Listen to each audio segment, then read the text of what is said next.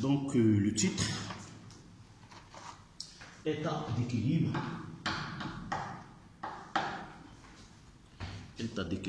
d'un système chimique et constante d'équilibre.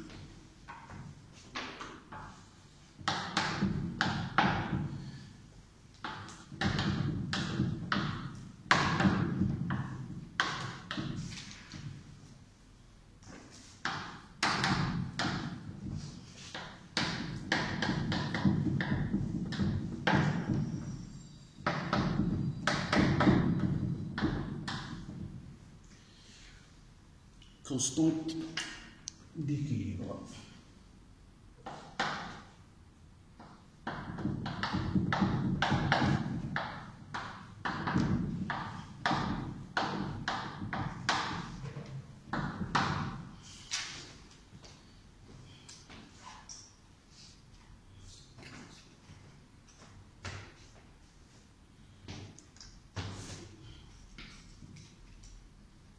D'accord.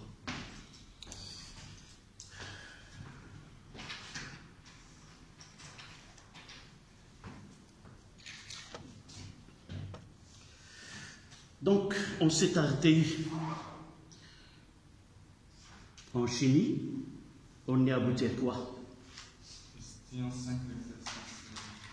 Oui, on parle d'une façon générale.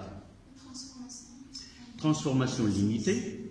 Nous avons dit que ces transformations limitées sont caractérisées par un état final dans lequel toutes les espèces chimiques qui interviennent dans cette transformation sont présents à la fin de réaction et il n'y a aucune espèce qui a été consommée d'une façon totale.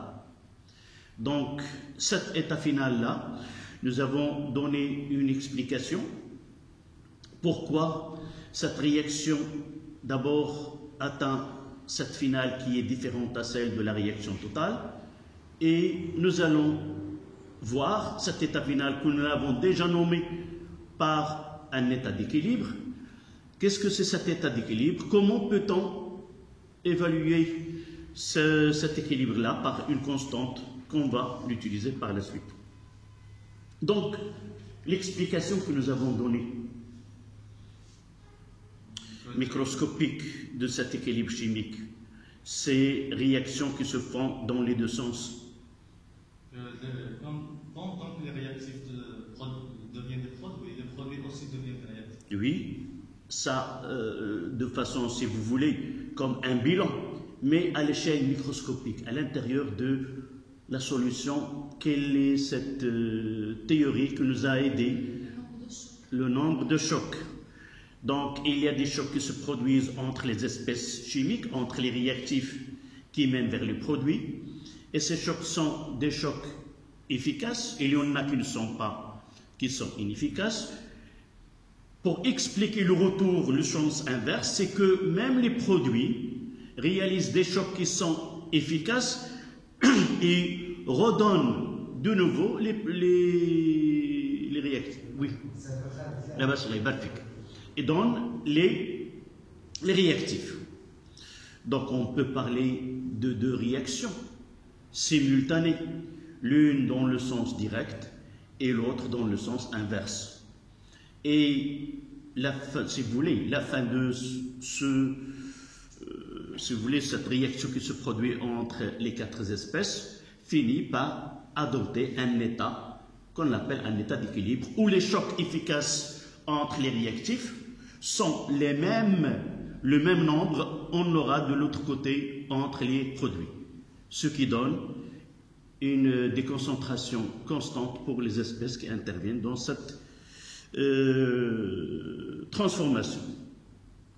Maintenant, pour ces réactions qui se font dans les deux sens et qui mènent vers un état d'équilibre, comment peut-on suivre l'évolution du système? Quel est le moyen mathématique qu'on peut utiliser afin de savoir dans quel sens cette transformation peut évoluer, surtout si on parle d'un mélange où il existe les réactifs et les produits. Lorsqu'on parle des réactifs, c'est évident que la réaction se fait dans le sens direct. À partir d'un certain moment, on aura une réaction dans le sens inverse. Mais si nous faisons un mélange où il y a les réactifs et les produits en même temps, est-ce que la réaction va se dérouler des réactifs vers le produit et produire davantage des produits, ou les produits vont réagir et redonner les réactifs? Nous avons utilisé l'avancement final pour suivre une transformation chimique. Et là, pour les réactions limitées, on va utiliser une grandeur qu'on appelle le quotient de réaction. Le quotient de réaction est un outil mathématique qui permet de savoir l'état dans lequel se trouve un mélange réactionnel. Et à partir de là, on peut déterminer, par exemple, soit par mesure, soit par un moyen donné, quelle est cette constante d'équilibre et quel est l'intérêt de cette constante pour évaluer une transformation chimique. Donc, on parlera de quotient de réaction. C'est un outil mathématique qui peut être déterminé à n'importe quel instant au cours de l'évolution du système. Et par la suite, par des moyens, par des calculs, on peut arriver à la valeur que peut atteindre ce quotient-là, qu'on appelle la constante d'équilibre. D'accord? Donc, en chiffre romain, quotient de réaction. On laisse l'espace pour l'exercice, pour la question. Quelle question? Le 5. Oui, on le verra, d'accord. Quotient. Oui, tu prends une nouvelle page. Ça, c'est une nouvelle page. Quotient de réaction.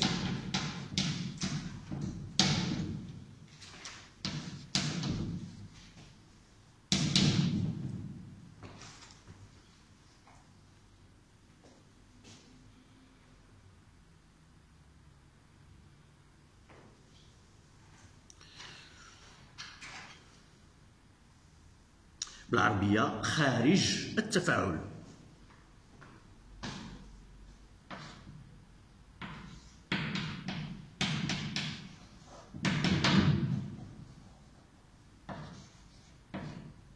خارج التفاعل.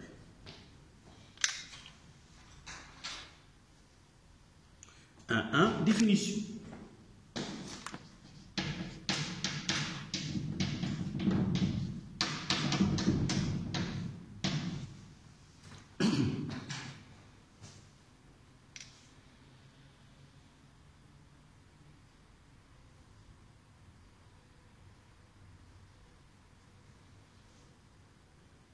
Donc, on va donner ce que je viens de dire. C'est quoi ce quotient de réaction? C'est une grandeur qui permet de donner des informations sur l'évolution du système chimique lors d'une réaction chimique. D'accord?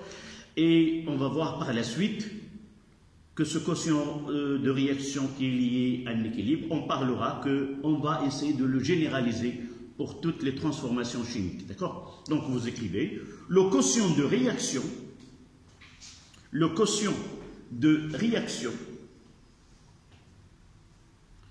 le quotient de réaction est une grandeur qui caractérise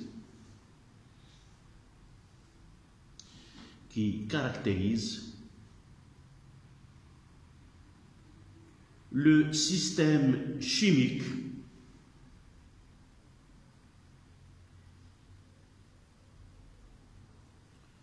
dans un état donné.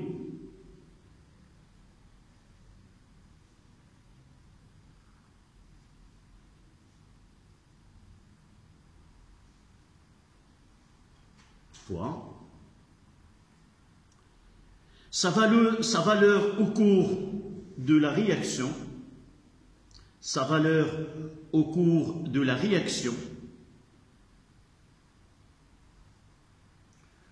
nous renseigne sur l'évolution du système,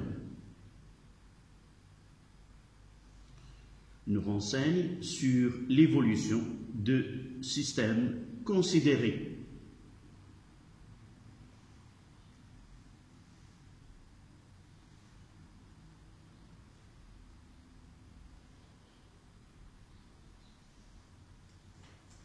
Point à la ligne. Son expression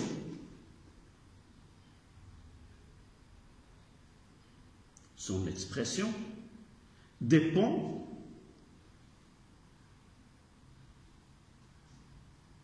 de la nature des espèces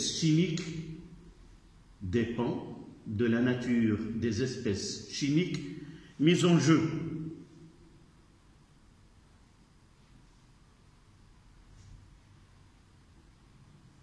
D'accord?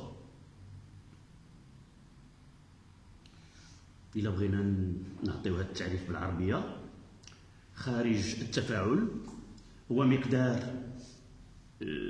يميز المجموعة الكيميائية خلال تفاعلها، ويعطينا كل المعلومات عن حالة هذه المجموعة عند لحظة ما بمعرفة المقادير اللي كتدخل في تعريف هذا خارج التفاعل. يمكننا نعرفوا هذا التطور ديال هذه المجموعة خلال الزمن. إذن هذا المقدار هذا عنده أولا التعبير ديالو أو الصيغة ديالو الرياضية كتتعلق بطبيعة المركبات اللي عندنا. فلتبسيط هذه الصيغة هذه ديال خارج التفاعل، لاحظوا أن خارج هو نسبة، مصطلح رياضي le quotient c'est A sur B par exemple, donc A sur B, donc là l'expression il sera des grandeurs divisées par des grandeurs. On va voir la définition. Donc ça dépend la nature, par exemple, est-ce que l'espèce chimique dans ce mélange réactionnel est un solvant, par exemple l'eau, est-ce qu'elle est à l'état solide ou à l'état liquide ou à l'état autre. Donc on va essayer de prendre les cas et arriver à donner l'expression de ce quotient de réaction. On va voir dans la définition que cette expression n'a pas d'unité à condition de choisir l'unité de la concentration en mol par litre. À noter que ce quotient de réaction, en réalité, il y a deux expressions. Celle qui est réservée à des solutions aqueuses, et il y a une expression qui est reliée à des réactifs ou des produits qui sont des gaz. Nous, on ne va pas différencier entre les deux parce qu'on va traiter que le cas des solutions aqueuses.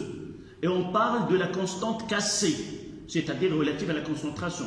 Mais vous allez voir par la suite qu'on peut définir cette constante lorsque le système chimique comprend des gaz. Et là, on ne va pas utiliser Kc, mais on va utiliser Kp relative à la pression. Donc pour nous, on va mettre que K ou QR. Donc on passe à 1,2, expression de quotient de réaction.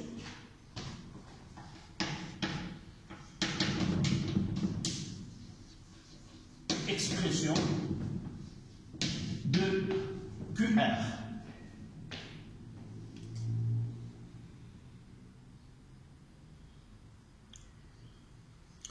Donc, on va prendre une transformation chimique, c'est-à-dire alpha A plus bêta B, il va nous donner gamma C plus delta T. Vous voyez que alpha, vous connaissez que alpha, bêta, gamma et delta sont quoi? Le coefficient stéchiométrique. A et B, ce sont les réactifs, et C et D, ce sont les produits.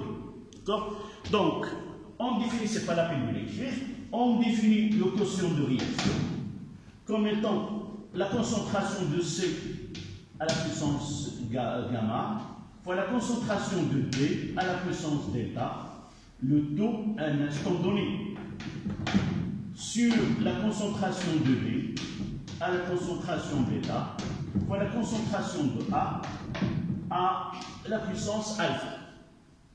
Donc, à un instant donné, on veut déterminer le quotient de réaction. Il suffit de connaître le coefficient stéchiométrique et la concentration de ces espèces-là à cet instant. D'accord? Donc, la concentration de C à l'instant, par exemple, 10 secondes, 10 minutes, ça dépend, on va voir par la suite. Et cette grandeur-là n'a pas d'unité, QRI n'a pas d'unité à condition, et sans unité, à condition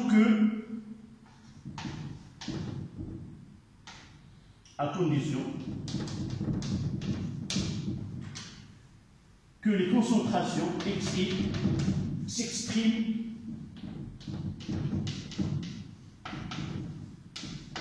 en mol par litre.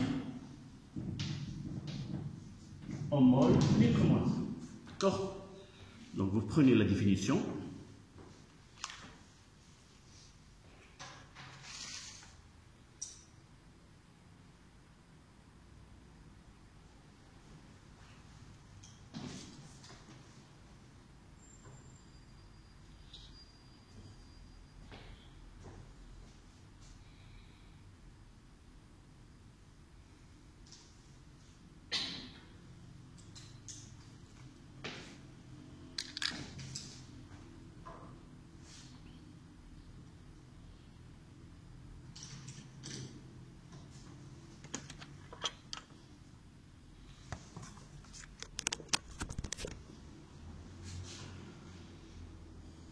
Donc on va essayer de faire des applications et on passe à 1-3 des exemples.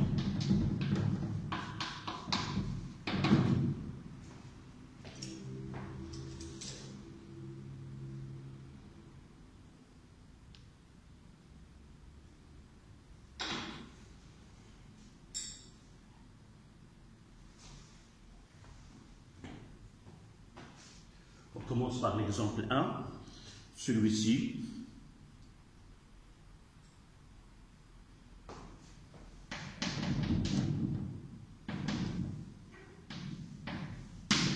Voici l'équation de la réaction. I2 AE plus 2 S2 O3 2 moins AE nous donne 2I moins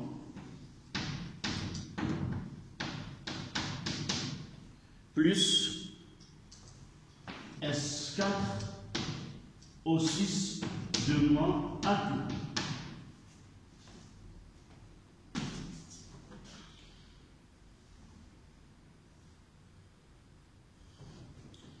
Et là, on donne un instant T la concentration de I2 à un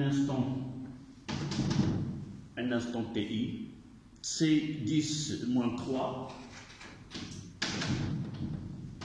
mol moins A. La concentration de S2O3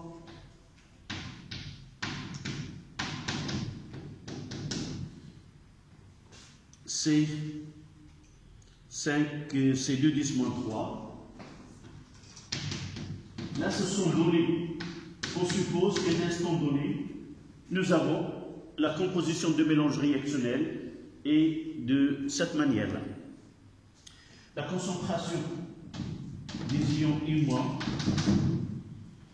c'est 5 fois 10 moins 2.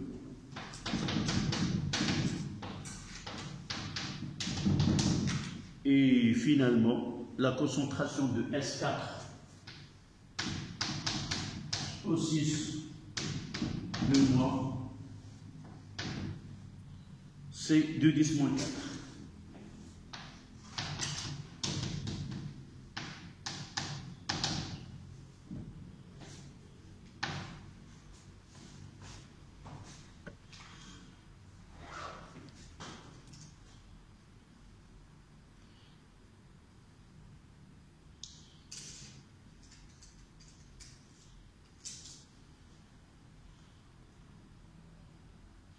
Là, je dois ajouter une A que doit être ici.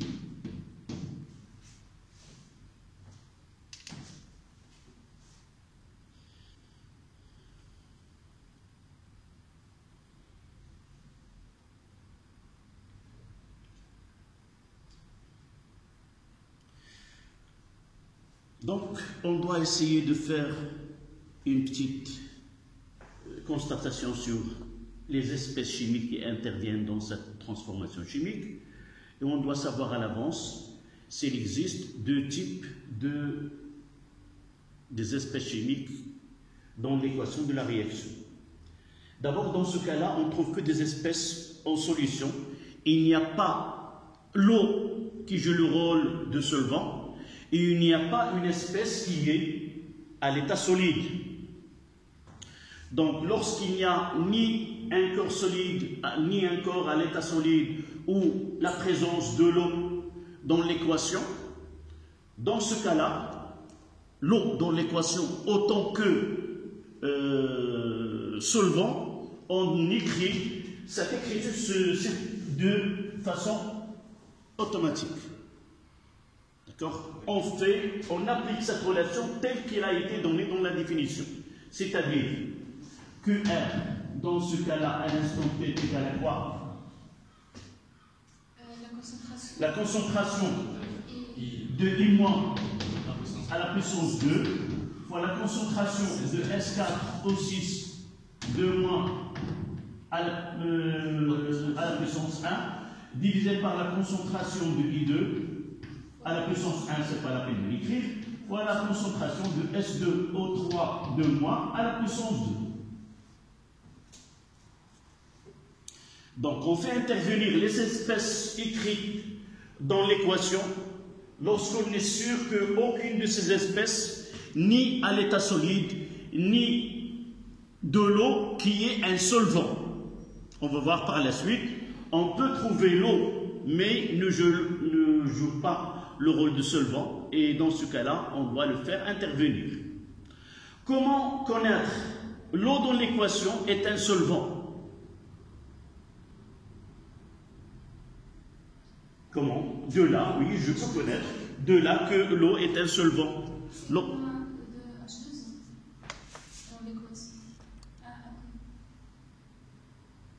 D'accord? Lorsque dans l'équation, on écrit l'espèce aqueuse et dans cette équation il y a de l'eau, on met liquide entre parenthèses. Dans ce cas-là, l'eau joue le rôle d'un solvant. Et on va voir dans l'exemple suivant, on ne doit pas le faire intervenir dans l'écriture de quotient de réaction. D'accord? Si nous essayons de faire le calcul de ce QR d'après les données, c'est égal à quoi? I- c'est 5 fois 10. 5 fois 10 moins 2 à la puissance 2 fois S4 O6, c'est 2 fois 10 moins 4. Donc je vais écrire QR ici. Donc I- c'est 5 fois 10 moins 2 à la puissance 2 fois la concentration de S4, c'est 2 fois 10 moins 4, 2 fois 10 moins 4, le tout sur S2O3, c'est 2 fois 10 moins 3 à la puissance 2, fois celle de I2, 10 à la puissance moins 3. D'accord? Et on fait le calcul.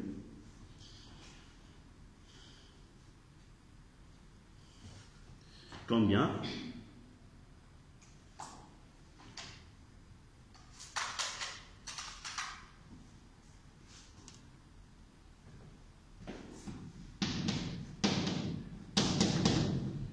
Vérifier si cette valeur 125.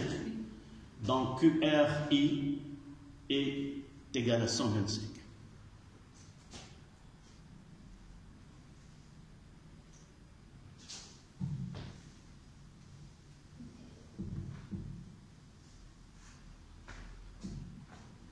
Exemple 2.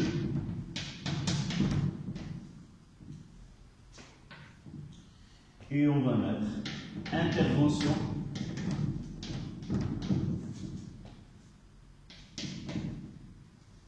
du solvant.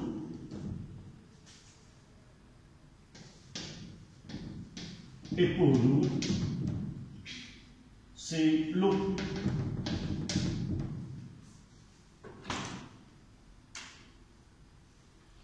Et l'exemple, c'est celui-là, CH3, COOH.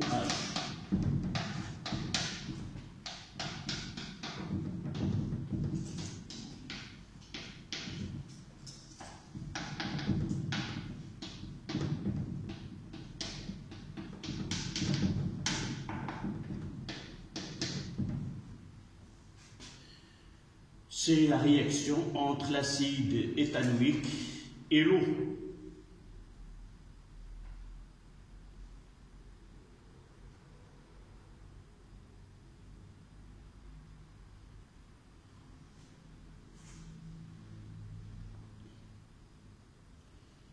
Et vous voyez cette mention à queue ici nous aide à identifier que l'eau est le solvant.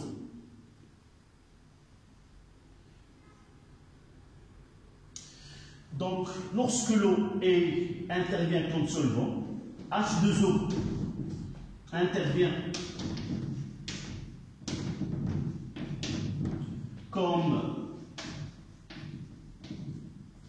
solvant.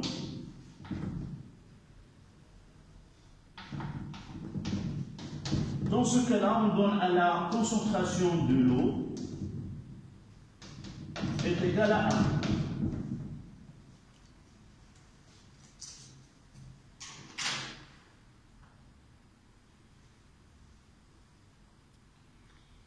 C'est-à-dire, on ne tient pas compte de la valeur puisque l'eau se trouve en grande quantité et par la suite, on sait la concentration de l'eau dans une solution, c'est combien? Nous l'avons déjà calculé. Combien? Non, nous l'avons calculé. La concentration de l'eau dans une solution de 1 litre, c'est la masse de l'eau sur la masse molaire divisée par le volume qui est 1 litre. 1 litre, sa masse c'est 1000 grammes, divisé par 18, le tout divisé par 1. Par 1 litre, ça donne 55,55 mol par litre.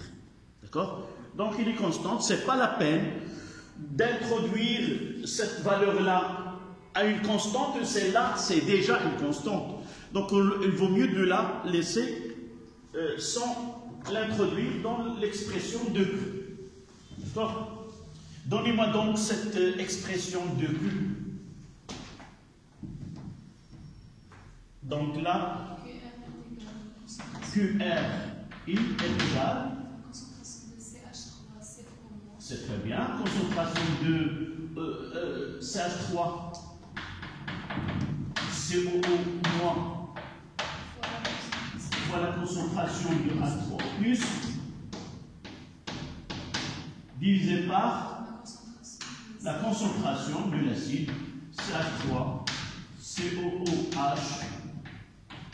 Voilà. Les coefficients stéchiométriques sont égales à 1. Nous n'avons pas introduit la concentration de H2O. Par définition, on lui donne 1.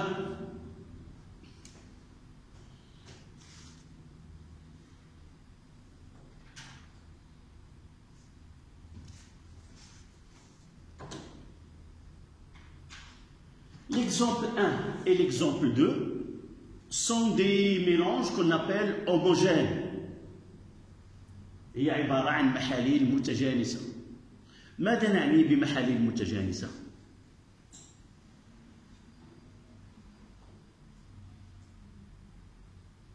محاليل متجانسة هي أنني إذا كانوا هذه المحاليل في لا يمكن أن أميز أين هو المتفاعل A، أين هو المتفاعل B، أين هو الناتج C وأين هو الناتج D. Donc, un mélange homogène, c'est un mélange où on n'arrive pas à différencier ses constituants. Le cas contraire, c'est un mélange hétérogène dans lequel on peut remarquer l'existence de plusieurs phases. c'est-à-dire un solide avec un liquide. Donc le solide, il peut être identifié dans, par exemple, mettre une plaque de cuivre, disons, solution d'acide chlorhydrique. Là, c'est un mélange qui n'est pas homogène. Je vois la lame et je vois la solution. Donc, exemple 3.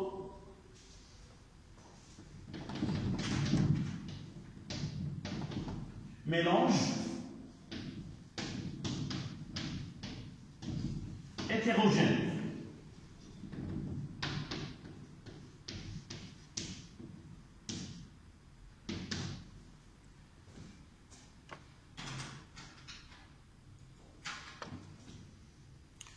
Il y en a plusieurs. Je prendrai par exemple celui-ci. Fe 3 plus AQ plus 3 H au moins AQ. Il va nous donner Fe H 3. Et là, je vais mettre solide. Donc pour nous, on va voir pour nous, on ne va pas s'intéresser là, à ce niveau-là, et évidemment par la suite, on va pas s'intéresser à des réactions qui sont uniquement limitées, mais on peut appliquer cette notion de quotient de réaction à toutes les transformations chimiques. On ne différencie pas s'il est total ou s'il est limité. D'accord? Là, nous l'avons fait plusieurs fois. C'est de mettre en évidence la présence des ions Fe3+. On ajoute de la soude et on observe un précipité de roux, un précipité orange, celui de l'hétérogénéité, si vous voulez, ça devient de ce corps, il est solide. Donc, on va écrire une petite phrase. Lorsque, dans le système chimique étudié, il y a un solide, on donne à cette espèce chimique dans le quotient de réaction le facteur 1. D'accord? Vous écrivez.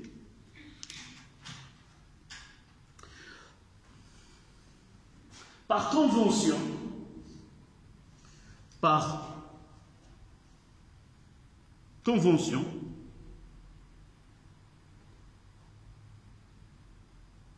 on donne à l'espèce chimique à l'état solide,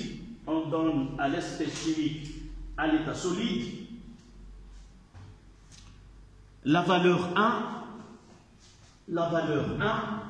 dans le quotient de réaction.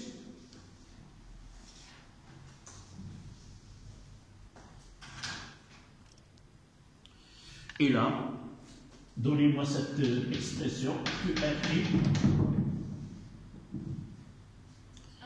1 sur, c'est très bien, 1 sur la concentration de Fe3 plus AQ à la puissance A fois la concentration de H au moins à la puissance 3.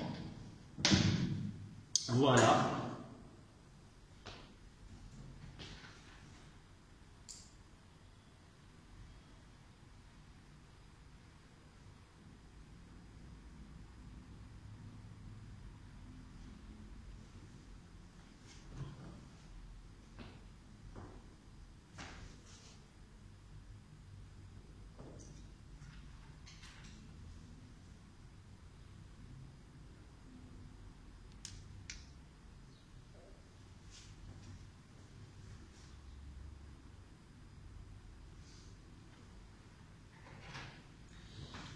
On passe à un cadre.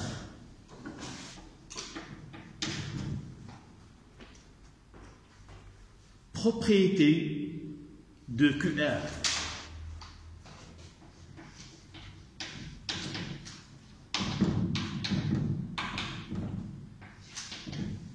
C'est-à-dire dans son écriture, on va essayer de connaître quelle est la relation entre l'expression de quotient de réaction et l'écriture de l'équation de réaction. Vous voyez que, par définition, c'est toujours, on écrit la concentration des produits à la puissance des coefficients stéchiométriques sur le produit des concentrations des réactifs à la puissance de leurs coefficients stéchiométriques. Mais si on change l'écriture de la réaction, on peut avoir, on aura une écriture qui est l'inverse. Ou dans certains cas, par exemple, si nous prenons l'exemple 4, on fait réagir une solution d'éthanoate de sodium avec de l'acide chlorhydrique, par exemple celle-là, CH3COO-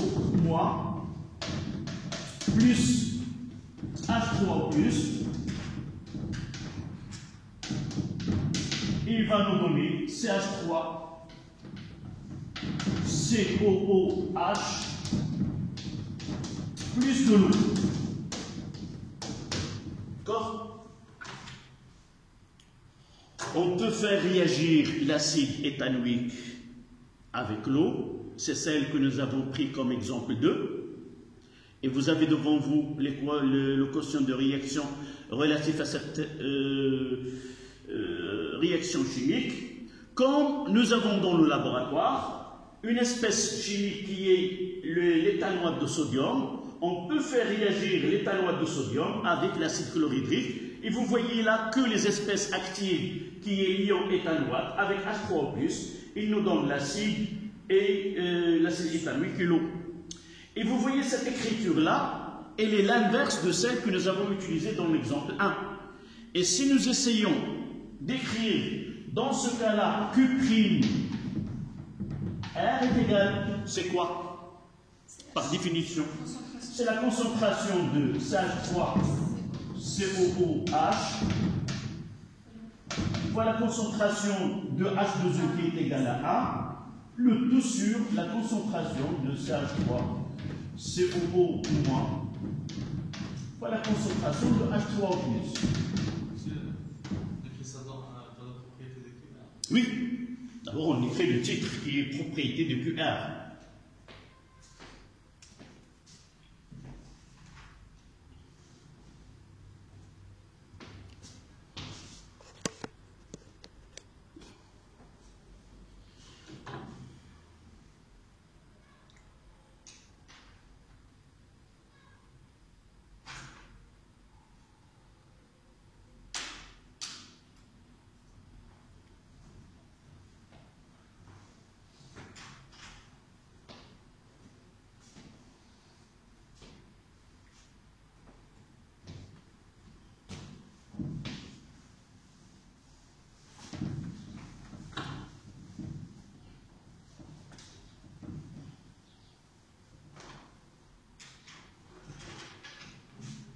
Là, c'est H2O.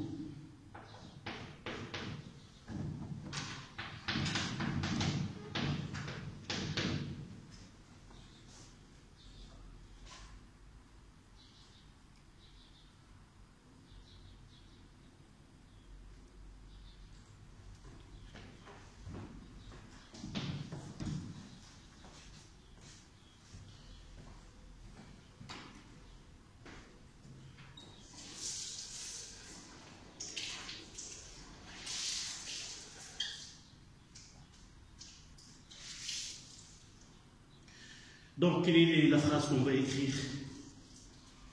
D'abord, on doit mentionner que le quotient de réaction dépend de la façon avec laquelle on écrit l'équation de la réaction. Et le quotient de réaction dans le sens indirect, il est l'inverse de quotient de réaction dans le sens indirect ou dans le sens de. D'accord?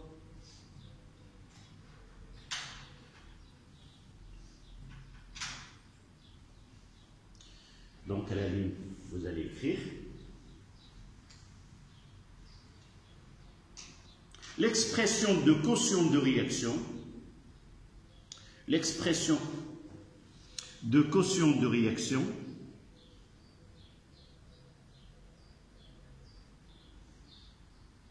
l'expression de quotient de réaction dépend de l'écriture de la réaction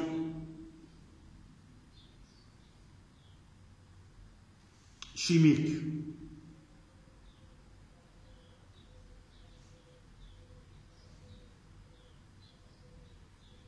Point.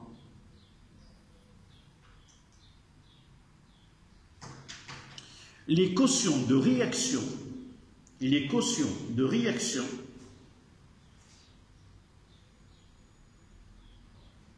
de deux réactions inverses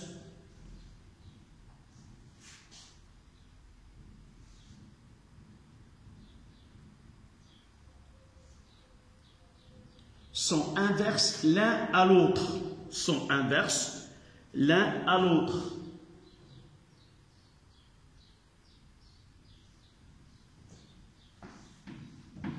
Donc QR direct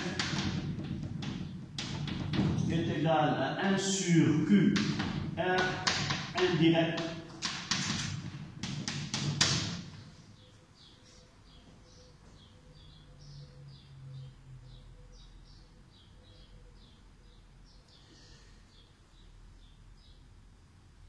Donc là, QR I de l'exemple 2 est égal à 1 sur Q'R I de l'exemple 4.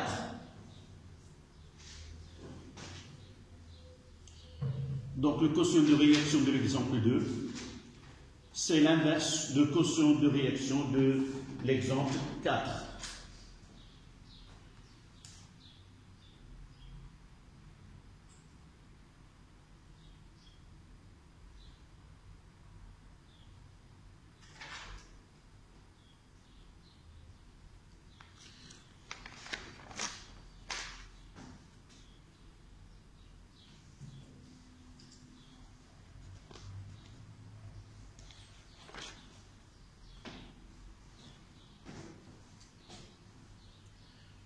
On passe à la deuxième propriété, c'est on va poser la question, quelle est la relation entre le quotient de réaction et l'avancement X? D'accord? On va essayer de relation entre quotient de réaction et l'avancement X. Un point, comme ça, dans les propriétés. Relation entre QR et l'avancement X.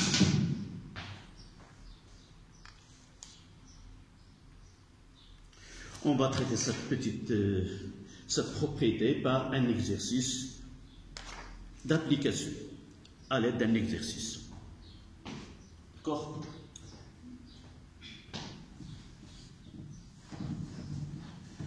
Vous allez noter les données.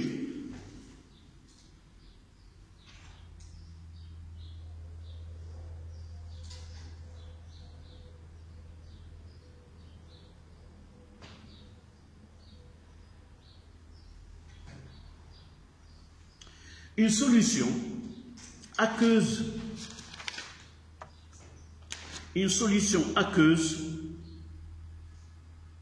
de volume V